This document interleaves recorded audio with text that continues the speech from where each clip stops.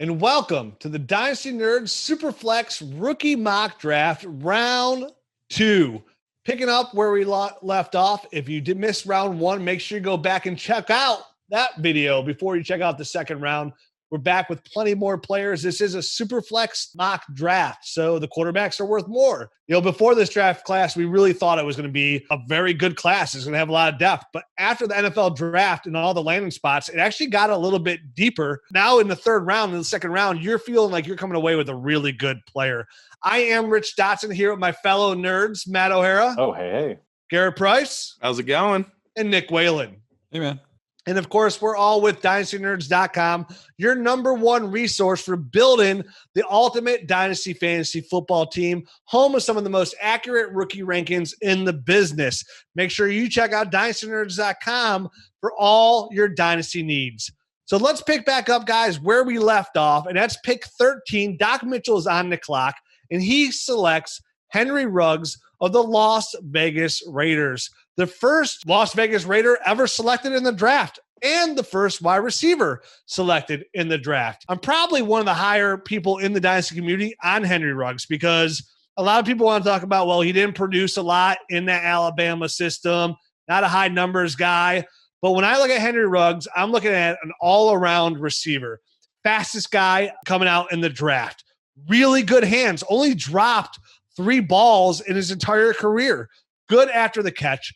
Not overly elusive, but he doesn't really need to be because of his speed. He ran all different routes at Alabama, effective all over the field. There's not a lot of other weapons around him besides Bryan Edwards, who they just drafted as well from South Carolina, who I also love, who we're going to talk about today. So I look at it as a really good future. I think Bryan Edwards and Henry Ruggs complement each other really well. And the big thing here is targets and manufactured touches, which is going to happen for Henry Ruggs in Las Vegas. John Gruden is going to make sure that he's put in a situation to produce. And with his kind of speed, we're looking at that Tyreek Hill kind of player. He could be that habitual wide receiver 1. He's so explosive. I love this pick at 13. I would have 100% taken him here at 13 as well. I would have taken him in the first round. I think he's one of the best receivers in this class. I have him as my 3rd overall receiver in this class. And I think Henry Ruggs is a slept-on player. And I think with the history of all these really fast receivers coming to the NFL and just failing one after the other. I mean, you see that sign they put up at the combine. No, these are the fastest 40 times. You're like, those guys play in the NFL because I don't even know their names. That could be kind of a hindrance. I mean, John Ross, Will Fuller. Nobody wants those turds on their fantasy roster. And I don't mean turds in real life. It's just more from a standpoint of fantasy production. If you guys gave me a little bit more fantasy production, I wouldn't have to call names. Matt, what do you think of Henry Ruggs in Las Vegas? So, like you were saying, obviously there aren't a ton of other receiving threats there. And they went out and drafted Henry Ruggs with a really high first-round draft pick, 12th overall. So they put in the draft capital, and obviously it was something that Gruden wanted and needed. They've basically been collecting other teams' trash for the past few years at the wide receiver position, and now they're finally getting their own little treasure. I want to put it out there and let everyone know that I think a lot of these guys that are rookies this year are going to be hindered just by a slow development due to the fact that they're not going to have a normal offseason program that they normally would. Guys like Ruggs, though, I think are going to get at least manufactured touches, like you said, Rich. So he might have a chance due to the fact that, A, there's not a lot of other wide receiver threats there, but also he's so fast with the ball in his hand. All it takes is a quick slant route for this guy to turn it into an explosive play and make it a 70, 80-yard touchdown. So Henry Ruggs is a special talent from that standpoint. Like you said, he's not going to make people miss in the open field. So he's a guy that looks for a lane and tries to just use his speed in order to break big plays off. He's a different guy in my book than a Tyreek Hill, who I think has a lot more wiggle and side-to-side lateral agility than a guy like Henry Ruggs. So I don't want to make a apples-to-apples comparison between those two guys. But he has the same kind of straight line speed as a Tyreek Hill. Yeah, so, more of an apples to banana kind of comparison for sure. Exactly. One banana and 2 apples type of comparison. I'm not sure, but he's definitely a guy that I like. And at this point in the draft, I definitely would get on board with Henry Ruggs. And like you said, I would even take him in the back end of the first round. Heck yeah, you would, because he doesn't have the name T. Ferguson on the back of his jersey, because he is electric. Love me some Henry Ruggs. And the fact that the rest of the community is down on him just gives me more shares of Henry Ruggs. And people are going to be going back and look at this YouTube video like 5 years from now going, damn, that Rich Dotson knew what the hell he was talking about. He's definitely not a turd Ferguson. Let's move on to the next pick. Next on the clock, we had Jared Wackerly at pick 14. He selects New York Jets wide receiver out of Baylor, Denzel Mims, a big, fast receiver. Nick, tell us what you think about Denzel Mims and the Jets. You mean Denzel, this is why I'm hot, Mims? Or Denzel, like they're not this getting Mims? that reference, Nick. They're not getting it. No, they're it's not going to happen. Anyways, it's our era. Mims was my wide receiver 3 going into the draft, and he fell within, receivers going before him. But you want to look at opportunity. There's no wide receiver 1 with the Jets. I'm not scared of Jamison Crowder. I do like Rashad Perryman, but we all know that's a short-term deal there. Whatever tight end there that people like, some people like Ryan Griffin, whatever Chris Herndon was, that hype is gone. Le'Veon Bell has an out after this year in his contract. I literally think he will be gone. I think most people think that. Yeah. So there's a big opportunity there with a young quarterback. Adam Gase is kind of the hindrance there. He likely won't be there either. So you have a young quarterback, a huge opportunity, and a really talented 6'3" guy that ran a 4.38, had 2 1,000-yard seasons at Baylor, stacks defenders. He's good with technical traits and route running. I think all around, I think he's a good receiver. He could have a little bit more refinement and effort, but that's about the only negative I can see in his game. I'm really high on him and his landing spot. Absolutely. He's a guy that I think Sam Darnold is going to fall in love with early. He's a very good quarterback. We know Gase's system hasn't always put him in the best position to succeed necessarily, but we saw a lot of development towards the end of last season. We really saw him start putting up some of these higher yardage games, some of these multi-touchdown games, and I think that could translate into this coming season, especially with a much better receiving core.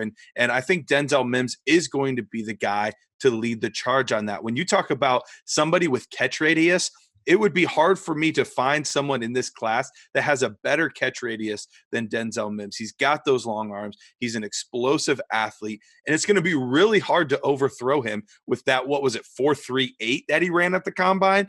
That's really, really impressive for somebody of his size. So I think this is a very good selection, especially when you look at the potential upside, but even the floor is pretty safe just due to the raw opportunity in and of itself. Yeah, big Denzel Mims fan. He's my number 4. Well, he was my number 4 overall receiver going into it. I did give Jalen Reagor a bump to that position and then put Mims right behind him. But it's just more about situation. But I love Denzel Mims there with the Jets as well. Good for him because, yeah, lots of targets. Big fan of Denzel Mims and where he lands. Next on the clock is Nick Whalen. Hey. He selects T. Higgins. He's the first pick in the second round. Good draft capital. Lines up with Joe Burrow for the Bengals. Has a good window here to learn with A.J. Green. Already has a good quarterback in Joe Burrow. Good running game with Joe Mixon as well. Let's go ahead and hear about T. Higgins, Nick. You made the pick. Go ahead and you start us off. Yeah, I just really like the landing spot. When you talk about, the jersey behind me here, the Bengals, they needed an identity and they got that in Joe Burrow, but you always want to have that young quarterback paired with a receiver.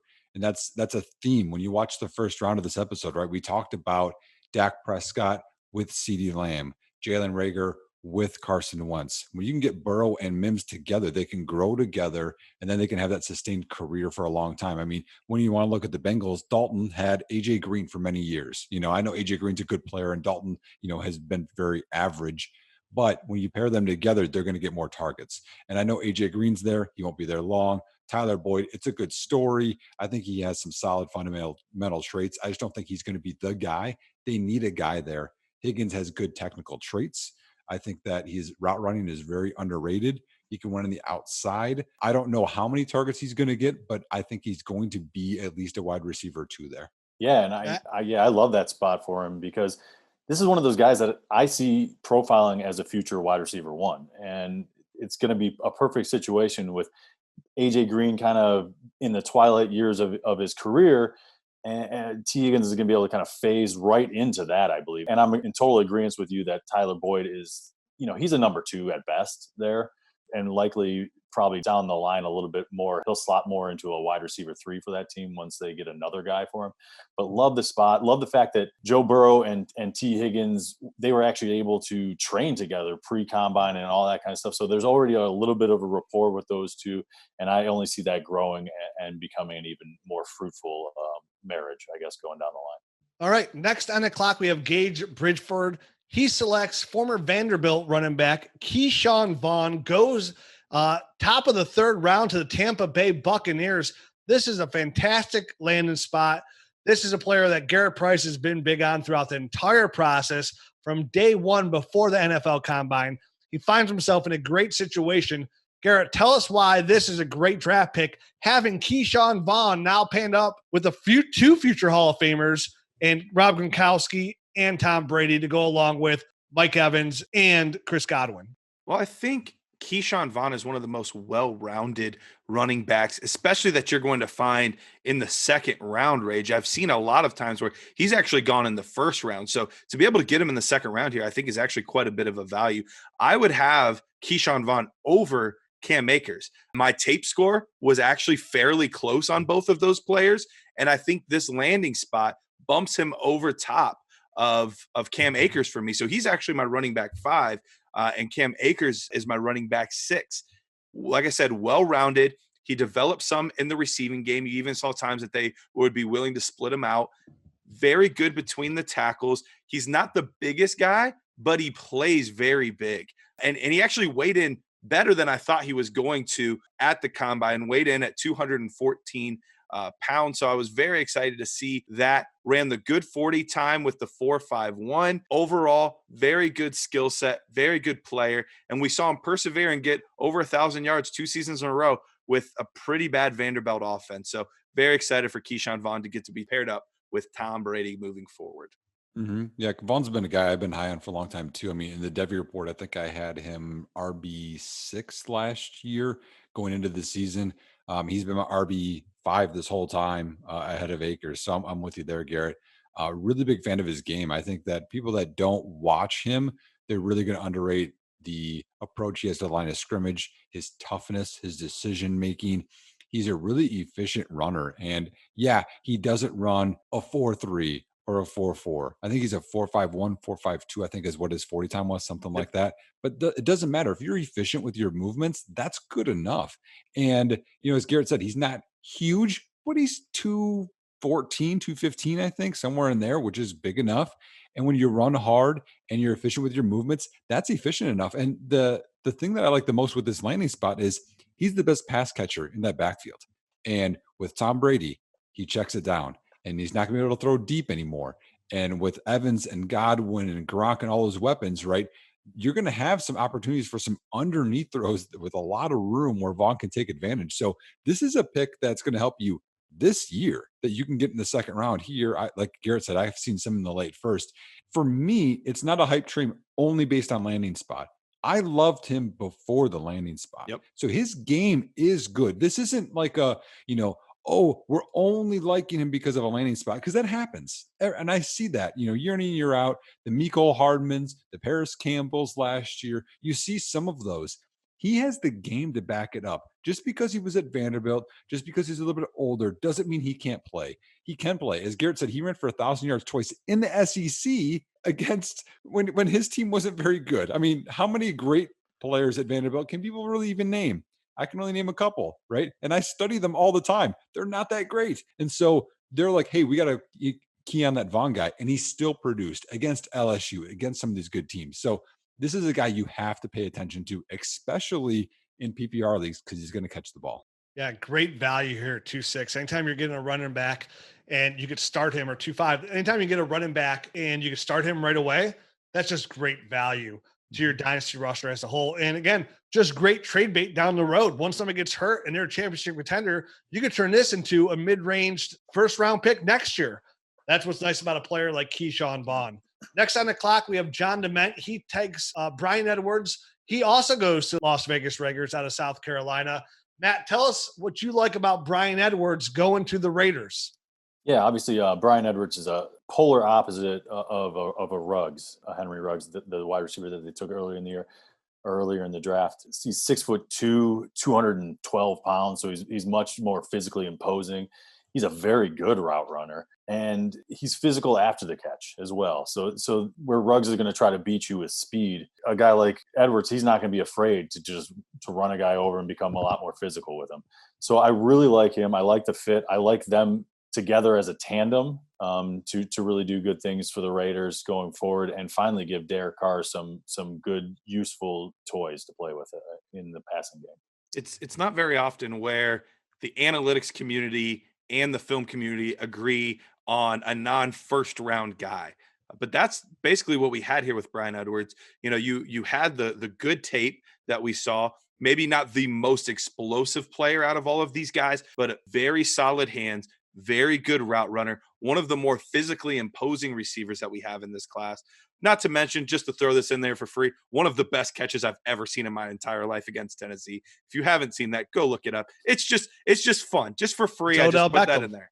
Yeah, it was beautiful. Anyway, beside the point, I think this is a really good landing spot as well. You know, we talked earlier about the retreads that they keep having in Las Vegas, and, you know, Williams is still there. This is probably going to be his last year. So there'll be some time for him to develop. He might not put up the huge numbers right away, but I remember when we were doing this draft, I was so disappointed that Edwards was taken here because I wanted him a few picks later for my own team. All of the teams that I have drafted so far, I've drafted 3 teams. I have Bryan Edwards on every single team so far. I very much so like this pick. I very much so like this player. And the thing about him is he would for sure be a higher pick if he didn't have an issue, you know, with the foot pre-draft, and he wasn't able to work out or do anything like that. There's no way he would have slipped to the 3rd round based on the tape. I mean, we at some point, I can't remember if it was the podcast or the last video that we did, we were hesitant to say it, but we kind of comped him pre-draft to a guy like Michael Thomas, who we really liked just his ability, his route running, and everyone in general just underrated the guy in the entire dynasty community. A real nice sneaky prospect where you're going to look back a couple of years from now going, oh my God, I got Bryan Edwards in the 2nd round. Like, whoa, what a steal. What were you guys thinking? I'm like, don't you remember that's one of the deepest draft classes ever? I'm on the clock next year. And I want to say first and foremost, I have no idea how I didn't know Michael Pittman Jr. was still available. Because if I did, I would have taken Michael Pittman Jr. just to be upfront about it. I don't want everybody to go there going, oh, Rich, what are you thinking out here? But it's not like I'm disappointed with this pick. I took Zach Moss of the Buffalo Bills. Again, this is a guy who has good draft capital. And I know Devin Singletary last year, over the second half of the season from weeks 8 to 16, was running back 17 on the year. And he was averaging 13.2 points per game. But that's what like Devin Singletary is. And I think Zach Moss is kind of like just a bigger and better Devin Singletary. You're talking about Utah's all-time leading rusher. One of the reasons Utah was on the map this year was because of Zach Moss. And they took him in the 3rd round. This is a guy who has good patience, good balance. He averaged almost 4.5 yards after contact while forcing 89 missed tackles last year. That is a lot of missed tackles. And on top of that, he's also very good in the passing game as he caught 86% of his targets. So he's just an overall viable weapon. I know he's got some injuries in history with the meniscus surgery. I think he's been banged up every year, hurt his hamstring at the combine, but Buffalo is looking for that running back that could be that 3-down guy. And I think Zach Moss can offer that. I look at Zach Moss as that like typical hashtag 2 to 3 year window runner where you're going to get about 2-3 good quality years out of him. When it comes to fantasy production, maybe you'll get right around running back 17 is where I can envision a Zach Moss. But again, if I'm getting a running back 2 in the middle of the back end of the 2nd round, I'm pretty content with that because I know I can somebody can put in there and start. And those running back 2s are the kind of players that can help you win championships. And running back's the most fluid position. So I'll take 2 to 3 years of Zach Moss. I'll flip him year 3 and I'll see what I can get out of him. Who knows where the production will be there, but I'll use him as trade bait down the road. But in the meantime, I'm going to get some really good usage out of him in Buffalo. I think this is a solid pick. Even though I would have taken Michael Pittman Jr., I'm happy with Zach Moss in Buffalo. So what say you, Matt? So yeah, I mean I like Michael Pittman, but yeah, we both do. We both would take him. I like Zach Moss here. It kind of goes back to, you know, what did they have early last year before Devin Singletary kind of emerged as the guy, and it was Frank Gore between the tackles and Devin Singletary more as a complimentary type of guy. So what do they do? Obviously, Frank Gore is older than dirt. He's going to move on. He's kind of at a point in his career where he's just going to be stopping places for a year here, a year there, and then he'll be moving on to retirement. But Zach Moss, I feel like, can do a lot of that same dirty work on the inside, in between the tackles, and really take the pounding. He's a much more physical back than a Devin Singletary. So I envision that as his role. As far as fantasy relevance, I'm not sure, with Singletary there and having established himself, whether or not he's going to have a ton right away. So that might limit him somewhat. And both guys are going to be young. So it's going to be a tricky situation to navigate. I do think Zach Moss is a little bit more talented than Singletary. So there is a possibility that he could edge him out. But there's still just enough of that in the back of my mind where I dropped him down my ranks a little bit. I probably wouldn't have taken him here. I think Rich already admitted that he wouldn't take him here as well. He would have taken a couple of other guys ahead of him. But he's definitely like a second round type of running back in my eyes. So this isn't a horrible pick. It's just a little bit early. Yeah, and I don't even advise to pick here too, because I'm in multiple mock drafts, and he slipped all the way to the very back end of the second round, even got him in a couple rounds in the third round. Nick, you have something to chime in about Zach Moss? I just want to know who's faster, Frank Gore or Zach Moss? That'd be a tight race. I know.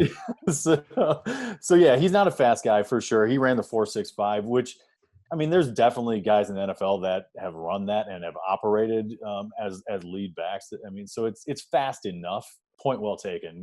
39-year-old, however old Gore is. I just have a soft spot for Frank Gore. I mean, like, so much respect for what he's able to do at his age. So, and he has an AARP card. A lot of people forget Frank Gore had 2 ACL surgeries coming out of college, and he's one of the most all-time production running backs at the position. So let's move on to the next pick with Nate Christian here at 19.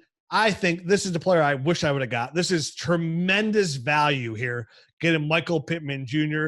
He was the second player off the board in the second round, going to the Indianapolis Colts to pair up with Phillip Rivers.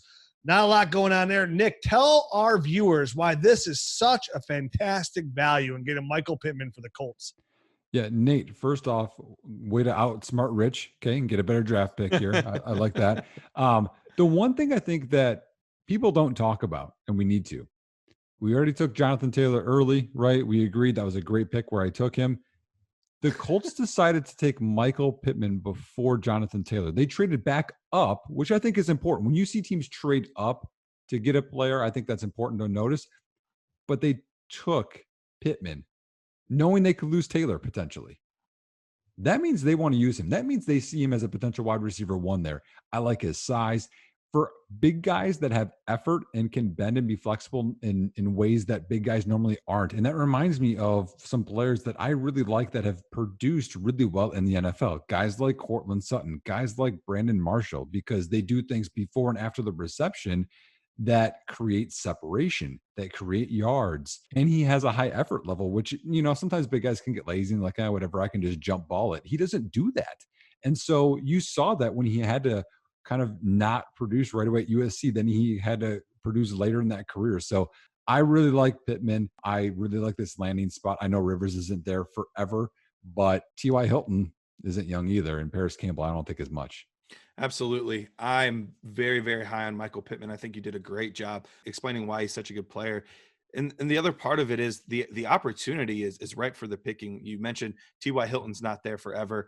Right now, Jack Doyle is their tight end, but he's not young either. He's in his 30s. Hey, Western Kentucky, be careful.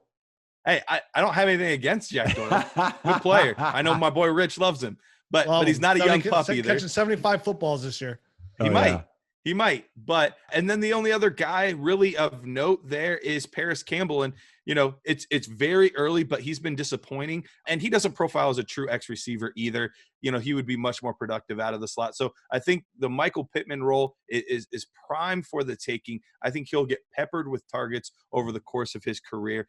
And to be able to do it on multiple levels of the field, I think it's going to be huge for his production. We'll see if he gets a little bit of Mike Williams early on with Phillip Rivers there. If he's not able to get it down to Michael Pittman, I'm crossing my fingers. There's a little bit of juice left in the arm for Rivers. But overall, I think he's a fantastic player. Before this, he was already my wide receiver 6. He bumped up to my wide receiver 4 after landing with the Colts. Yeah, the only juice you're getting out of Phillip Rivers' arm is all the juice that 9 of his kids spilled on his arm out of their juice boxes. So, which is a lot of juice if you counted all that with all those kids. But I know I love Michael Pittman Jr. too. On the Dynasty Nerds podcast, I said it after I got done doing all my rookie evaluations and ranking them.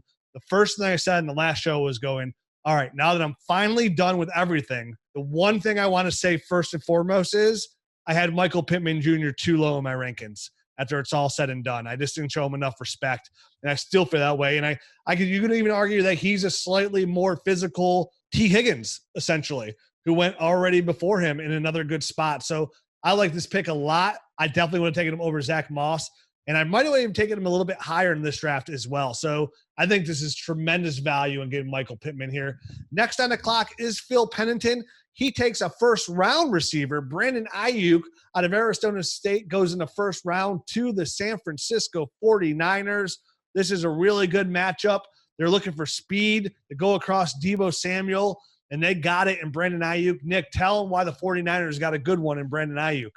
Yeah, I mean, I think he's underrated in terms of route running. He's a good athlete, we know that, but in terms of his route running coming from a JUCO, we don't know as much about him, but I was pleasantly impressed with the things that he could do on the field.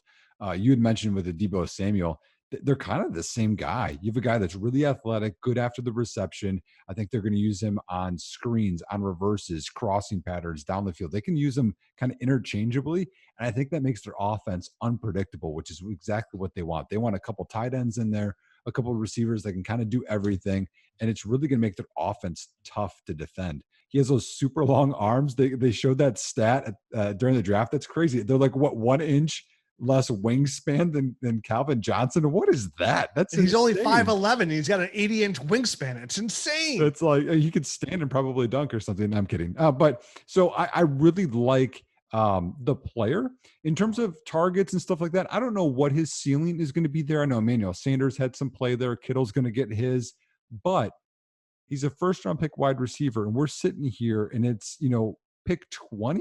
That's a pretty good value. Yeah, absolutely. And not only that, you can't forget that he's a part of Kyle Shanahan's offense. He's in a scheme perfectly for what he wants out of Brandon Ayuk. He's got that draft capital. He's got the speed. He's got the run after the catch ability. He can return kicks. So if your league gives extra points for kick returns, he offers some production there as well. Him and Deebo are kind of like not exactly one the same. I feel like Deebo Samuel's a little bit more physical than Brandon Ayuk, but still you kind of see exactly the vision that Kyle Shanahan has here. That's why I'm also somewhat excited about Jerick McKinnon there and his pass catching ability of what they want to do about opening up that offense. And of course, George Kittle, you can argue, is the number one weapon in that offense to go along with Deebo and Ayuk. I think it's a nice pick. I think you're going to see a lot of Ayuk. He'll be the one receiver that goes in the first round that's going to go later in all the rookie drafts. He'll probably not go too much in the first rounds, even in 1 QB leagues. This is where he'll probably go in a lot of these super flex leagues. And we might look back at it where it's really good value. But at the same time, I'm with you, Nick. Like, where's all the fantasy production for sure coming with Brandon Ayuk? High upside guy, but is he also falls in that category? Is he somebody that's going to help his NFL team more than he helps your fantasy team? That's the question with Ayuk. Nice player, good compliment to Deebo. I love the situation, and I love the scheme. Next on the clock is Ethan Wyatt, and he selects Jordan Love.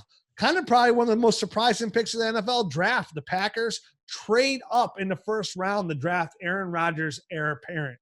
And in a super flex league, every league I'm in right now, this is the exact same spot that Jordan Love goes. So almost as how Burrow's gone 1-1 almost in every league, I see Jordan Love going 2-7, 2-8, 2-9 in every league. And I think that's pretty good value. This is clearly a player you're going to have to wait on. But again, this is Dynasty Fantasy Football. So if you have to wait 2, maybe even 3 years on this quarterback, that will be worth it down the road. If you had Aaron Rodgers his rookie year and you waited on it, you think it panned out? I absolutely do. Jordan Love's a guy who needs this time to develop anyways. If you watch Jordan Love's tape, he's all over the place. You can watch 2 different highlight tapes of Jordan Love.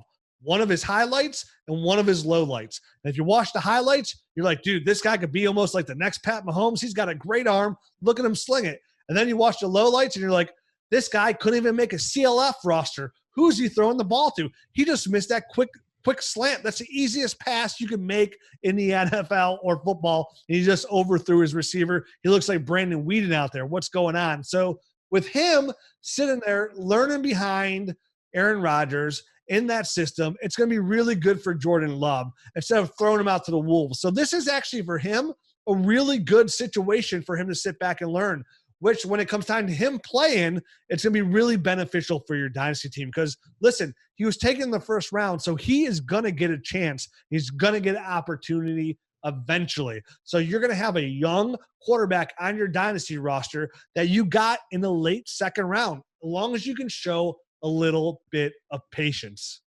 This is a really interesting spot in our drafts because this is where we kind of see the tier drop off of talent. You know, if you have an early to mid second round pick in your super flex drafts, it is such a sweet spot for just wide receiver heaven. Because there's, you know, these T. Higgins, Pittman, Ruggs, like all of these guys are in there, and there's so much good value in here. Here's where I think the draft does start to get really interesting. I agree Jordan Love will be here a lot, but there's going to be a lot of turnover and a lot of different players. I think Zach Moss will be in this range a lot. I think we'll start to see the tight ends come off the board in this range, maybe some receivers that maybe have a little more risk. So it's definitely a talent and a level drop off for me. But everything that you said about Jordan Love is absolutely true. And it's interesting. Before people were comping, you know, the upside of Jordan Love to Pat Mahomes, people were talking about the upside of Pat Mahomes was Aaron Rodgers. Like that was the player that they were talking about. So it's interesting to kind of see things come full circle. You know, it's another athletic quarterback that I wouldn't consider a running quarterback, but is a good athlete, can move around in the pocket, has a very strong arm, a little bit of a gunslinger mentality. We'll kind of see how this all plays out. But if you have the ability to be able to wait and be patient on a player, this is one that maybe even more so than a lot of the players in this area that could highly exceed the value that you drafted them at. And so I think it's a very good selection, a very smart selection. You're just going to have to be really patient. Yeah, you never know. Aaron Rodgers might want to go decide to ride race cars with his girlfriend and just zoom himself out of the NFL and it's like, forget this, I'm out of here. Let's go. Is he still dating Danica Patrick? I don't think they're dating anymore. What, did you break him up? You got the inside scoop? Are they still dating? I don't know. I'm not his best friend. I don't know. I could be wrong on that. I don't read the tabloids, Garrett. I don't care who's dating who. Sometimes I forget who I'm even married to. So there you have it. So let's move on to the next pick. Garrett Price, you were on the clock and you went somewhere where I don't think anybody else would go in this mock draft. I think you're higher on this guy than anybody else in the business. Actually, I don't think you're higher than anybody in the business because you're Josh Gordon when it comes to that category. But you really like this player. This is a guy I think you can always get in the third round. There's some running backs I'd probably take slightly ahead of him. I love Antonio Gibson and things like that. But you took DJ Dallas of the Seattle Seahawks. Tell us why. So in real life, you probably could wait. Everywhere that I've taken DJ Dallas so far has been in the third round. So you probably don't have to take him here. But here's the thing. It's the 22nd pick. We're only going 2 rounds. I'm getting my boy so I can talk about him. So I took my boy DJ Dallas. That's what it was. That's exactly what it was. This was very strategic. Lots of strategery right here. I took DJ Dallas. And honestly, if I felt pressed, I don't have any problem taking him here. I still am fine with this value because here's what we have. We have a situation with DJ Dallas where he is a very good contact balance runner. He is a little bit raw, but he's very good in pass protection. And he's been very good with securing the football. Some things that we haven't seen out of some of the other running backs at times in Seattle. Now, I still think Chris Carson is a very good player, and I still think right now he is the front runner to lead the job. However, he is coming off a fairly significant injury, and we know Penny is probably not going to be healthy for the start of the season. So the number 2 running back right away could be available for DJ Dallas. The other thing that I love about this is Seattle is notorious for just saying, screw it, we're going to play the best player no matter what. We've seen that with Chris Carson. He was, 6th, 7th round running back? We've seen that out of a lot of their defensive players that maybe went a little bit later. Even their starting quarterback was a 3rd round quarterback the same year that they signed Matt Flynn as a free agent. And they said, wait, Matt Flynn really isn't that good. I think we should start Russell Wilson. So he has the opportunity, and it's in a system that will use him. But very worst case scenario, he is going to be on the field just because he's willing to do the dirty work. He's willing to do special teams. He's willing to do all of these things. And he was drafted in the 4th round, which isn't something to sneeze at. I know it's not the 2nd round draft capital that we're talking about guys earlier, but we're talking about late 2nd round, 3rd round type pick. I think this kid could way exceed his value long term. So Garrett, I'm going to agree and disagree a little bit. All right. I do think that Seattle. You said you were going to be nice, so don't lie. I'm totally being nice. All right. You should have taken Justin Jefferson. Damn it! Damn it! Is he still on the board? I'm going to pick him again. He's worth. Just pick him again. Run it back just in case. No, but anyway, DJ Dallas. I do agree that Seattle's going to play the best player. In this case, I think it's Chris Carson. So I don't think that's like a valid point. But the point that I'm going to make here is Chris Carson's never really been able to stay healthy. That's what I think is the selling point for DJ Dallas. Chris Carson's never been able to stay healthy. They got him as like an insurance policy. Rashard Penny, went down. He was their early round pick, but he wasn't getting much playing time anyway. The 7th round guy, Chris Carson, was getting it. Like you said, they're going to play whoever's best, but they need insurance. They've had a rotating, like revolving door of injured running backs there for seemingly since Marshawn left. With Lynch out the door, they've just been struggling to find a healthy body. And DJ Dallas, I think, does everything well, nothing great. So I don't think he's going to win it alone on talent, but I think he's going to get an opportunity at some point during the season when Chris Carson, because he's a tough runner. Chris Carson gets banged around a lot. It's going to come up where he gets injured and nicked. And it's up to DJ Dallas at that point to grab the bull by the horns and really make that his job. Because like you said, if they're in a good groove, Seattle has proven that they're just going to go with who's running well at the time. So I do think that that's kind of his avenue to becoming relevant.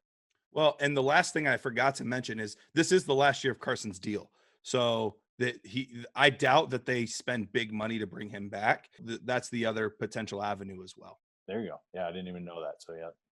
I just want to add in, so they have done this before. Thomas Rawls, remember that whole hype? Yeah, thing, Thomas right? Rawls as well. Who actually didn't mind either. But the other side of it too, Garrett, is they did draft a guy from the U last year at running back in Travis Homer, who I don't mind either. So he was what, 7th round though? Oh, don't you say 7th round like that after you were trying to make a case for a 7th rounder. Man, I mean, didn't he play over him at the U the year before? No, he didn't play over him. They split time. I'm just saying, man. I don't mind the DJ Dallas mix. I like him. He's a great kid. We had him on the show. You can check out the YouTube show where we actually had DJ Dallas on the show as well, breaking down his own film. Great kid, great prospect. It's just, this is the last running back we're talking about on this show. Me personally, if I'm going here, I'm looking at upside and opportunity. I think there's guys like Antonio Gibson for the Redskins that is an explosive athlete that could be used in a Percy Harvin role. I love Anthony McFarland to the Pittsburgh Steelers. I think that 2019 ankle injury could be a benefit to all you dynasty players out there today. I think Anthony McFarland's a 2nd round pick, and James Conner, who is also banged up all the time, is on the last year of his deal. So Anthony McFarland can come in and be that running back there. So there's other running backs there that I would kind of probably look on there for upside instead of Dallas DJ, even though I like Dallas DJ a lot. DJ Dallas, get his name right. Put some respect on his name. Now, DJ Dallas. I'm sorry. DJ. No, we're calling him Dallas DJ from now on. Well, when it gets real late, sometimes, then I start thinking double D's and my mind go elsewhere. It's like, whoa, what's going on out here? So let's move on to the next pick. Matt O'Hara is on the clock. This is Superflex tight end premium. Matt, you're the first person to select a tight end. You take Cole Kmet for the Chicago Bears. Tell the audience why you took Cole Kmet.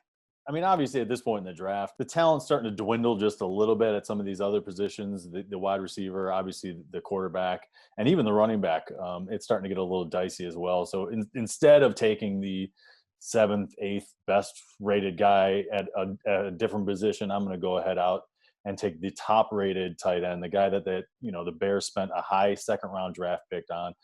Obviously, Jimmy Graham got signed there, earlier this offseason, but he is nothing more than a stopgap type of guy. And really, we always talk about it. The tight ends take a couple of years anyway to develop. So it's kind of a perfect marinating time here for a guy like Cole Kmet. to become a full-time football player. He's a guy that was playing baseball and football in college, and now he's going to get to focus all his attention on playing tight end at the NFL level. He's going to learn a few things from Jimmy Graham, hopefully not his blocking style, but he's going to have time to marinate and become that tight end that they really want there in Chicago. They have about 1 million on their roster. They've already started shedding a few of them. I think they were up at 10 during the draft. Now they're already down to 9. They already released one this week, and they're just going to start shedding them, as the weeks go on here. And it's going to end up being Cole Kmet, Jimmy Graham, and probably maybe Adam Shaheen as their third guy when it's all said and done. I think Shaheen's going to be gone. So I'm a Bears fan. The Bears, I was not happy with this pick. More happy than I was last year's draft when my family was at my place and the draft is a big deal. And they ended up drafting David Montgomery, and I lost it. I was just like, this is terrible. And then they followed up with Riley Ridley. Me and George Kritikos didn't like that one either. We're like, what are they thinking? And guess what? They didn't turn out. But I like this one a little bit better. And from what they have said, this was just a really good value for them. And what Matt's saying is true. I mean, at this part in the draft, you might as well shoot for it. I mean, the draft capital is there. He's going to get opportunity. Jimmy Graham is locked in a 2-year deal. For some reason, they made it where there's no trade clause. I don't even get this anymore. You can't make this up. Trey Burton's gone. They cut Dax Raymond, who was just at UDFA they signed last year. They need talent. I mean, look at pass catchers. They have Allen Robinson. I'm a big Anthony Miller fan, but he hasn't been healthy and hasn't put it together. And Montgomery hasn't put it together. Cohen catches the ball. But there's a need there for a guy. So you can see a story where Kmet could be fantasy relevant here. Especially in a few years from now when some of those guys might not be there. So, yeah, I don't mind this pick at all. It's a decent landing spot. But since this is the last guy that I'm going to talk about, and just like Rich did, I just want to mention one other guy that didn't get any play in this rookie mock draft you guys needed to pay attention to, and it's Van Jefferson. Van Jefferson's a guy that I was high on before the draft, goes in the second round, has the draft capital. From what they said in the press conference, they loved his route running. They loved his ability. I really think you need to key in on Van Jefferson, and he should be in the top 2 rounds of your rookie drafts. If he's not, you need to capitalize. Agree. I mean, we emphasized in the last episode how much they need offensive linemen. And for them to pass on offensive linemen to take another receiver, they must really like that kid. Mm-hmm. And, Van Jefferson, his father played in the NFL for a while. He's a wide receiver coach for the Jets. You could argue Van Jefferson's the second best route runner in this draft class as well. Cooper Kupp, Robert Woods, not the youngest wide receivers out there to fit in Sean McVay's offense. And they've already shown they can support 3 wide receivers out there in LA. So I like the Van Jefferson name as well. Even amongst tight ends here, where Matt took Cole Kmet. I like Cole Kmet in tight end super flex premium. I probably would have went Adam Troutman for the Saints just because I like his situation just a little bit better. But I mean, if you're in premium and you're getting a good tight end at the back end of the second, high end third, and a guy like Troutman or Cole Kmet, or you draft a guy like Chase Claypool, praying the Steelers move him to the tight end position, not at receiver, because otherwise you just have a faster Devin Funchess, and nobody wants that on their dynasty roster. So, yeah, I like that Van Jefferson name too. Maybe Matt and Garrett give a couple of names that they like at the end here as well. But before we do that, because I would have taken all those names you guys mentioned before the last player we're about to talk about right now that was just taken, and that was Marvin Eloquent is on the clock. He takes Laviska Shenault of the Jacksonville Jaguars. And I can think of about 5 more guys, Van Jefferson being one of them, Nick, ahead of him. I would have taken all those running back option guys. I would have taken Anthony McFarland. I would have taken Antonio Gibson ahead of him. Well, Antonio Gibson for sure. Maybe not Anthony McFarland, but we'll see how I feel that day when I wake up. But for me, Laviska Shenault, I mean, he just didn't do it for me throughout this whole process. I see why people like him because they say he's like, oh, I saw so many people compare him to Deebo Samuel. And I was like, this is crazy. He's nothing like Deebo Samuel. Deebo Samuel is like the beautiful resort you go to for all-inclusive when it comes to route running. And then Laviska Shenault is an igloo in Antarctica. Like, it's not even close to the same thing. Like, you want Deebo Samuel 10 out of 10 times. Laviska Shenault is hurt all the time. He's always banged up. Even the games where he didn't miss, you'd watch a game of him play and he'd come on the game for a couple plays because he's banged up. And yeah, you give him the ball. He had a lot of manufactured for Colorado, and he gets the ball in his hands. But if he even got the ball in his hands, like he was okay for Colorado with the ball in his hands, but I didn't see that kind of gameplay flying at the NFL level. I didn't think his route running was that great. I didn't think his hands were even that great. Honestly, I didn't think a lot of things he did was that great. Is he intriguing? Yes. Does he have the draft capital? Yes. But for me, I'm okay with being wrong on this one. I just do not see Laviska Shenault translating out to be a fantasy football receiver you're going to be able to count in, year out on your roster. He's going to be banged up all the time. Even when he's on the field, it's going to be more of just like a couple, like 8-9 points per game. Like I'm not looking at for Laviska Shenault. I'd rather here at the back end, I'm shooting for upside. Again, I'm shooting for those Antonio Gibsons. I'm shooting for those Anthony McFarlands. I'm 100% taking Van Jefferson 10 out of 10 times because I know Van Jefferson will be able to get open in the NFL. And maybe Van Jefferson's worst case scenario is he turns into like a Sterling Shepard. He becomes like a low-end wide receiver for a couple of years. But guess what? People want to rip on wide receiver threes. There's only 36 of those receivers, and you could still start a wide receiver 3 week in and week out, and they hold some value. Laviska Shenault just doesn't do it for me, Garrett. Give the audience maybe something they can kind of cling their hopes onto and not that igloo out in Antarctica. I do find it a little bit interesting that you're high on Gibson because I think both guys are going to be kind of doing some of the same things. Like they're both going to be getting manufactured touches. Wait. Did Laviska run a 4.38? But he didn't even play running back that long. Like, does Laviska play running back? He could. He did some in college, and he did some in college. Like, but they're both going to be used as like all over the field type players. I'm not super high on either player per se, but it's just interesting that you like one and don't like the other. I'm not saying it's wrong. It's just weird to me. That said, if we're going to give the positives on Viska is a very good athlete. He is very good as a football player. Put him in a position and he is going to outwork, outwill, whatever he needs to try to make things happen. That's much more difficult to do at the NFL level than it is at the college level. His routes were pretty sloppy at times. He wasn't great at contested catches, but he would still figure out a way to make it work. And I do think that he could be an interesting piece of the offense since he won't have to be the lead wide receiver because Chark will be the wide receiver, the main wide receiver there. He can fit more into that wide receiver too. Yeah, I know Matt's about that. He can be more of a wide receiver too, or probably primarily a slot guy is where I think he would fit the best. I don't think he would be as effective on the outside, but in the slot position, running some of those slants over the middle, and he could just be bigger and more physical than some of these other guys. So at times he could be a running back. At times he could be a scat back. At times he could be like a stand-up Y. At times he'll be on the outside. Like I think they're just going to move him all over the field, and potentially he could end up being that weapon that you hope he would be. Or hang out with Aaron Rodgers, be more of a slot car and drive himself off my dynasty rosters. Nick, you got something to say about Laviska? I just wanted to add in that Laviska Shenault has more career carries, rushing attempts in college than Antonio Gibson. Oh, yeah, I know. Antonio Gibson only had 33 career carries. I understand that too. But again, I'm looking at Antonio Gibson, and the inside sources that I have out of NFL saying they're going to use him as an overall weapon and that Percy Harvin kind of role. And that intrigues me because, again, we're talking about a situation in Washington where there's not a lot of weapons at all. It's pretty much Terry McLaurin out there. I don't trust Darius Geis's knees. I hope he stays healthy because when he does, he's a dynamic running back. But right now, there's a lot of question marks where all that offensive production is going to come from.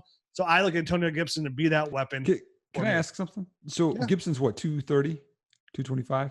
How big is the he? guy? I think you weighed in at 228. So yeah, right. 230, whatever, right? 6 foot, 228, ran a 4.38 40, would have been the 4.39 would have been tied for the fastest running back time in the combine with Jonathan Taylor. Right. How many of those Swiss Army knives 228-pound guys are there that have been successful in the NFL? Remember when I was talking about Percy Harvin? That guy was fantastic. He didn't weigh 228. No, he was didn't. Way more successful in college.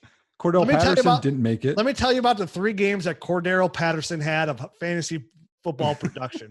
They were marvelous. It was double-digit production, and my teams didn't win because he was on my bench. Mm-hmm.